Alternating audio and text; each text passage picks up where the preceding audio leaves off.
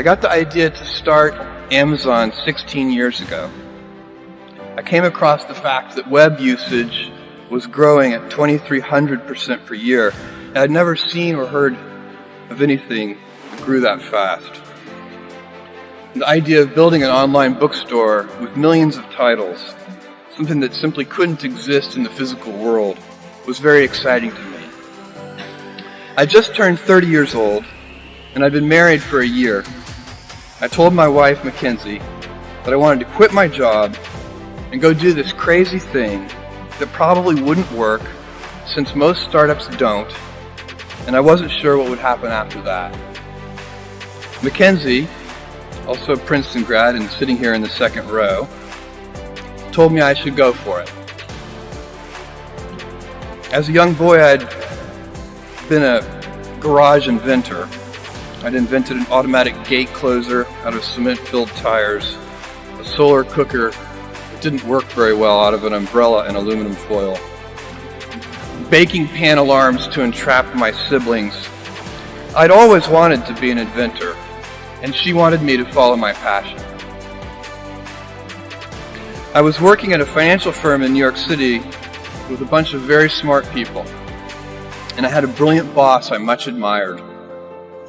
I went to my boss and told him I was going to start a company selling books on the internet. He took me on a long walk in Central Park, listened carefully to me, and finally said, "That sounds like a really good idea, but it would be an even better idea for someone who didn't already have a good job." That logic made some sense to me, and he convinced me to think about it for 48 hours before making a final decision. Seen in that light, it really was a difficult choice, but ultimately, I decided I had to give it a shot. I didn't think I'd regret trying and failing, and I suspected I would always be haunted by a decision to not try at all.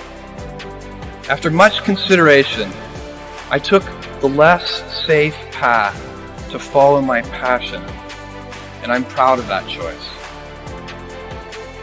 Tomorrow, in a very real sense, your life, the life you author from scratch on your own, begins. How will you use your gifts? What choices will you make?